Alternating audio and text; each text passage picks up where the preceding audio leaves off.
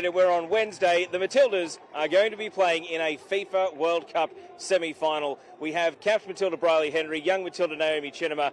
Naomi, a penalty shootout for the ages, a win for the ages. How are you feeling? I'm feeling ecstatic. That was amazing to see, and we pulled through in the end. Bryleeh Henry, what was going through your mind during that penalty shootout? Oh my God, I jumped out of my seat every time we scored, and then we'd miss, and then I think it's the most stressed I've ever been in my life, but thankful that we got there in the end. What do you think this is going to do for the game? I mean, we were out here in the fan zone outside the stadium. We're about to go in and watch England play Colombia. It was packed. It was tense. I mean, talk us through the emotions of the 2 hours of the game. I feel like everyone was on the edge of their seats. We were rooting for Australia and we had our chances, but I'm glad that we pulled through in the end on penalties. Yeah, everyone was so tense out here, and they had their chances and we had our chances, but to finally get there in the end, it's a big relief. I mean, there are so many penalties in that shootout, 10 kicks each in the end. Mackenzie Arnold made some saves, there were retakes, there was the miss from Besho, and then that set up Cortnee, and it's an A-League player that scores the winning penalty to send the Matildas through to the semi-final. Can you believe that they're 2 games away from winning a World Cup? It is incredible, unbelievable. Oh, that's amazing. And to have an A-League player score that last penalty, Cortnee, I think that says it all. And, Macca to come back from saving that pen and then get it redone and then to save it again, that's amazing. And, 2 games, which they can do it. So let's fingers crossed and support them all the way. Now, the game itself, the first 20 minutes of the second half, Australia dominated. It's pretty amazing that they didn't score. Mary Fowler had a lot of chances. Certainly France were pinned back in their defence and it was looking pretty chaotic there. Where do you think Australia were able to go to get over the disappointment of not scoring and having to really play for another hour after that dominant spell where they couldn't break through? Look, I think it's that never say die attitude that they have in the back of their shirts, and that's something they run by. They had all those chances. I think they're growing in confidence every time. France made some killer saves off the line, and that's what happens when you come to a World Cup. Everyone's putting their body on the line, but I think they dug deep, and that attitude of just to keep going, and then grew in confidence, and then we finally got there. Naomi, how inspired are you by Alana Kennedy? She didn't play much club football, but gee, she's got herself right for this tournament. And Claire Hunt, what an inspiration. I mean, these two were heroic in defence today for Australia. They were excellent and they worked really well together. You could see the amount of aerial challenges they won, and they were very solid in the back. And I think, when they had to face some challenges, when France were pummeling down on our back line, they were strong. Now, you are both young players at the start of your careers. I mean, has it sunk in yet what this is going to do and the landscape it's going to create for you to go and play in the A-League, to aim for the Matildas?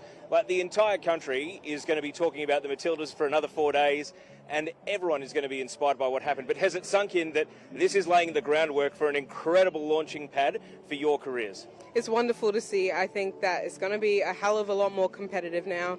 Many more girls are going to be interested, and definitely the Matildas is like the dream. Yeah, I think, it's killing that sort of saying there's women's football isn't there, it's not interesting. There's 75,000 people in the stadium telling you that it's interesting and it's something to watch. So it's amazing to see what this is going to do. Now, we haven't worked out our opponent yet in this semi-final. I've got to ask you, does it matter? This team is walking on air at the moment. I mean, the way they played tonight, the mental toughness they showed to get through in penalties in the end. Does it matter? Does it matter if it's Spain or Sweden waiting in the final? Does it matter if it's England or Colombia waiting in the semi-final? I think we have the answer to that question, and we know that we can take on anyone. We have that belief, and that's all we need. Yeah, I think we have the technical, we have everything there, the physical capabilities. It's all about who turns up on the day, and we've shown time and time again now that we can turn up and we can do it, so I don't think it matters. Now, Bryleeh, how did you watch the penalty shootout? I hear that you had to make some moves in order to get a vantage point. Look, I sprinted from one side of the grandstand over there to the other because the other screen was in front, and I climbed a tree to watch it, so my pants are ruined, but it was worth it. I preserved my pants for sure. I stayed on the ground. Well, I was stuck in a massive crowd, and we were getting the cheers just a little split second before, and so when Claire Hunt stepped up to shoot what would have been the winning penalty, and I didn't hear a cheer coming from across the other side of the fan zone, I knew. I mean, were you able to process as it happened the amount of pressure that our players must have been under out there? Well, I think you could feel the tense pressure here, and we're a whole state away. So, when you're standing in a crowd watching it, even if you've never played football before and you're feeling the pressure and the tenseness, imagine being out in that field. But look, we did it. So Now, if you're being swept up in Matilda Mania, obviously the semi-final and the final, very hard to get tickets. But you know what you can get tickets to? The Liberty A-League. So make sure if you are 16 and under, you sign up for the Liberty A-League Pass. keepup.com.au/LAP. That's for Liberty A-League Pass. If you're 16 and under, you can get into all games for free. Bryleeh, how important is it that the A-League clubs, that the A-League itself embraces this momentum, embraces the love of this team? Because just like the Ellie Carpenters and the Alana Kennedys and the Claire Hunts, you're there now, and you've got a couple of caps. You're hoping to be there in the future. How important is it that everyone gets it on the ground level, and someone like a Cortnee Vine scoring that match-winning penalty, everyone can say, well, I was there. I was watching Bryleeh Henry when she was scoring goals in the A-League. Well, yeah, look, you just said it. They all were here. They were all watching, Not that many months ago, they were all watching Cortnee Vine play in the grand final. So this is where they all started. They all came from here. So you're watching your future Matildas.